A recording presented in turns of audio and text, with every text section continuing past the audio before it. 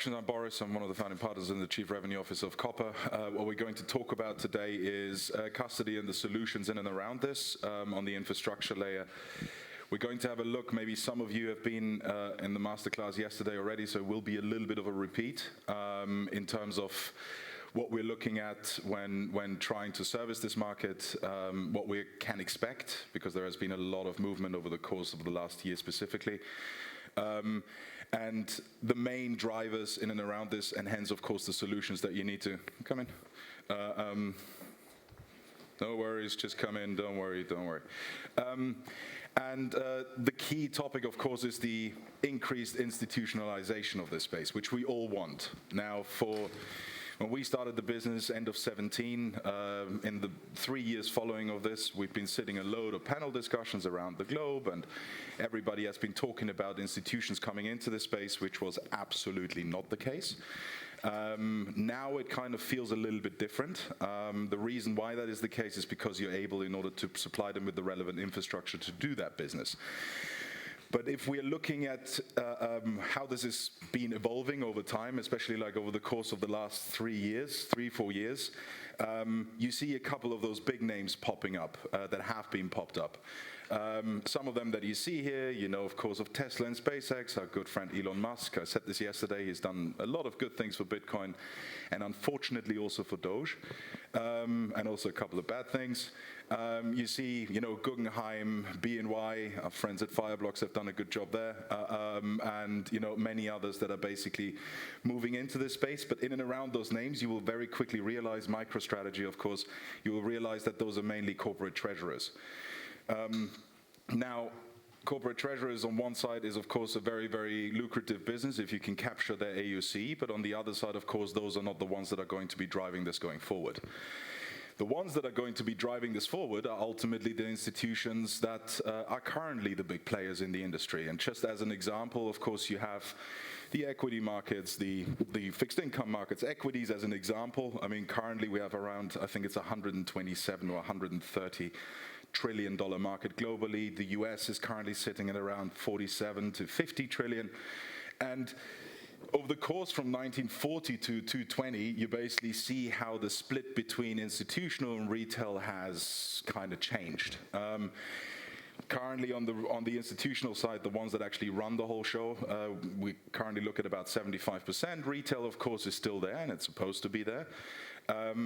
But if we try to transition this over in terms of how quickly the market has evolved in and around the institutions that are currently playing in that space, and how we split this out between retail and institutions in the crypto and the digital asset industry, the picture, of course, looks vastly different.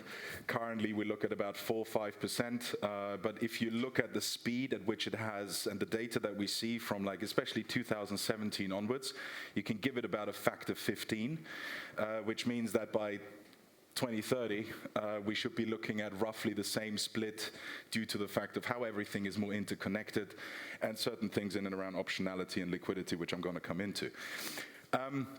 Now, on that front, of course, the infrastructure is crucial, especially the custody layer is crucial because that underpins a lot of things.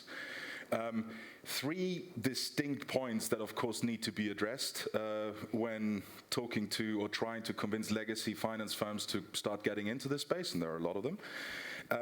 But those are 3 key risks that are being addressed consistently. On the one side, of course, the operational risk.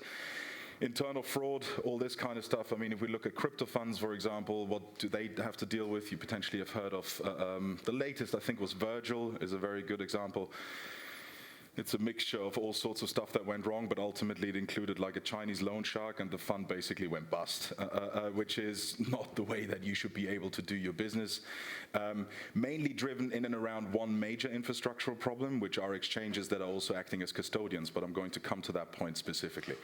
Counterparty risk, I kind of mentioned this a little bit already. Counterparty risk, especially when it comes to exchanges in terms of access, you have major risks that you occur.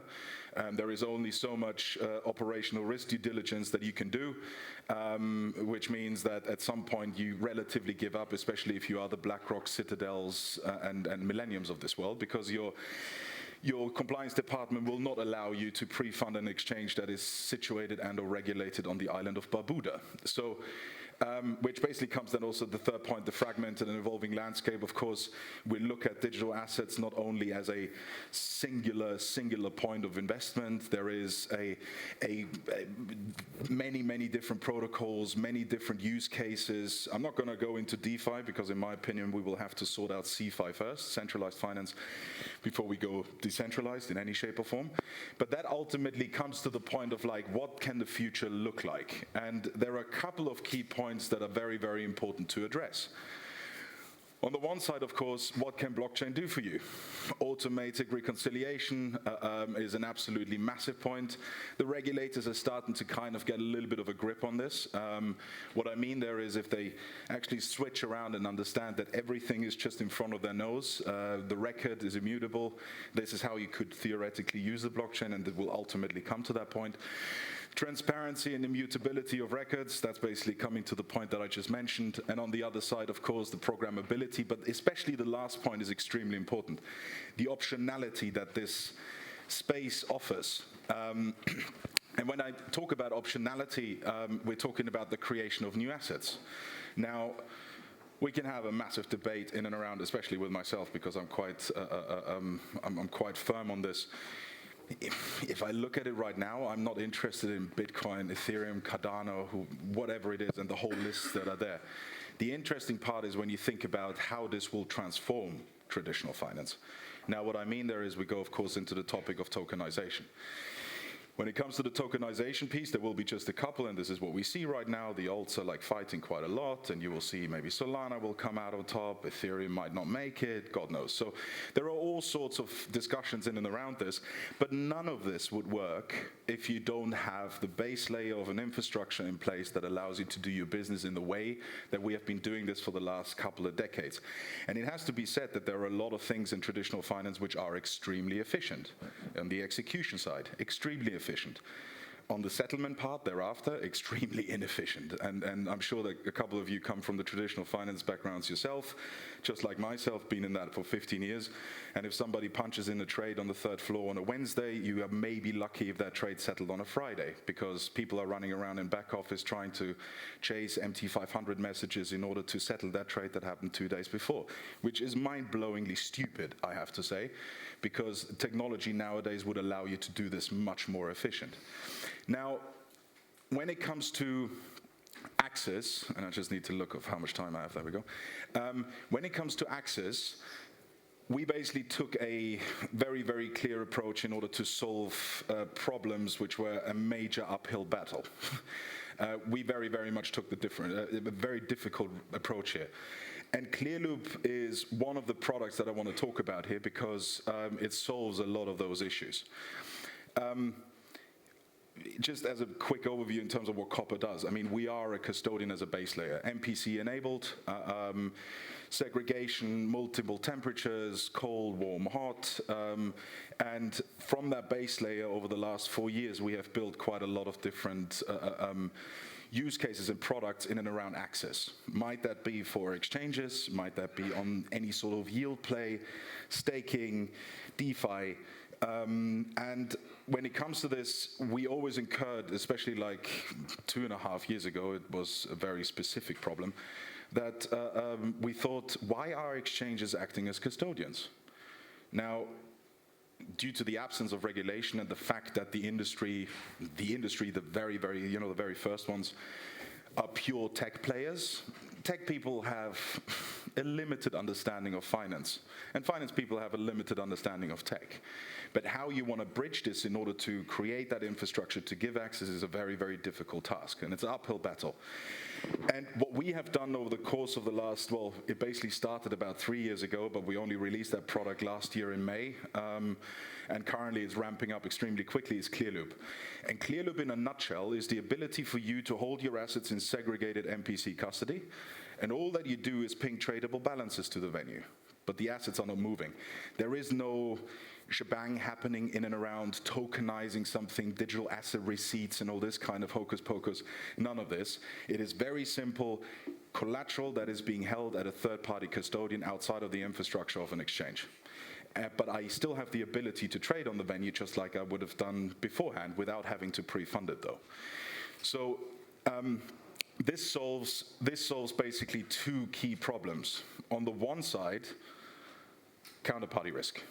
So coming back to the point that I said earlier, if you were in a traditional, in any sense in a traditional finance world, your compliance department will tell you in no time that you will not be able to pre-fund an exchange, and it doesn't really matter which one. Coinbase might be possible, most of them are having to trade on the CME, but liquidity is crap to a certain extent, because on the option side, for example, they try to compete on that front, but Deribit is basically completely vacuuming the market there. 90% of the global volume is running through there.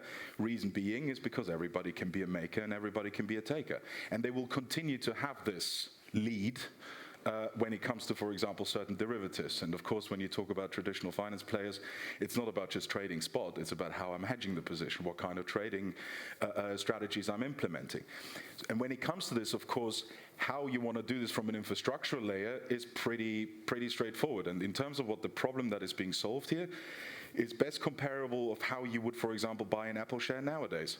It's not going to happen by you having to open an exchange account on a New York Stock Exchange and then send money there in order to buy Apple shares. That's just not how it works. So Clearloop basically solves that problem, whereas you have certain benefits, and that apart from the counterparty risk perspective, with the custody that underpins it all, you have capital efficiency that suddenly starts flying through the roof. And what I mean there is that you now have the ability to move assets from one venue to the other in milliseconds. Granted, this is why I say in traditional finance, when it comes to execution, we're talking about nanoseconds, much better. And we will have to collectively do much more on that front. But milliseconds, in our case, about 70 to 80 milliseconds, is already vastly better than a second. Never mind 5, never mind 10 minutes, never mind 15. And if you're unlucky and you send Ethereum from one venue to the other, you might pay $1,000 and it's still not there at the end of the day. So when it comes to this, you basically can utilize your capital more efficient. And when I mean using your capital more efficient is, if you run any sort of complex trading strategy, you will always have to have a dead risk bucket of capital sitting on the venue in case that the market is extremely volatile and you run at risk of being liquidated. So if you have that, because you don't have the time and to wait 15 minutes to send your funds from Coinbase over to Deribit, because in that meantime you would already been stopped out. You need to be, or liquidated, stopped out is the wrong word, but liquidated. So if you want to keep your positions open, you want to utilize that capital efficiently. So if you have to do this on an arbitrage strategies across 15 venues, there is a lot of capital sitting there, which is sitting there unutilized. So what this does here is basically allows you to unlock, delegate, move funds from one venue to the other in milliseconds. In a nutshell, the way that it looks right now, it's not the best array of exchanges, I'm granted, because it's a very, very hard topic of convincing those venues to hold balances outside of their balance sheet, outside of their custody, and the reason for that is pretty straightforward, is because they make a truckload of money with that. The funds that you pre-fund on those venues are being rehypothecated. It's not necessarily the right word, but basically it means that you are those assets are generating yield for that exchange, and quite a dramatic one. That's a big income stream. On the retail side, we don't try to touch this because we are not retail, but on the institutional side, those are the first questions that are being asked. Now, what you have right now, it's Deribit is definitely being used the most. Bitfinex, Coinflex, Bit.com. You potentially have seen on Bloomberg, we've signed, we've agreed everything with FTX is coming on, OKEx is coming on right now, OKCoin, Bybit and KuCoin. So mainly on the derivative side, this is where you see clearly working the best. Spot venues and Bitstamp, by the way, as well, but I would come to this, like spot venues are less of an interest because the big institutions are mainly doing the spot trading OTC anyway, directly with the liquidity providers and market makers. So ultimately, of course, when it comes to being able to offer those services and the infrastructure to those providers, to those market participants, we basically have it covered from many different angles. I'm not saying that we figured it out to the absolute best, but in terms of what you can currently access in terms of infrastructure on the market, we are by far the best. And just as an overview, that should actually be in the first slide. We've been around now for 4 years.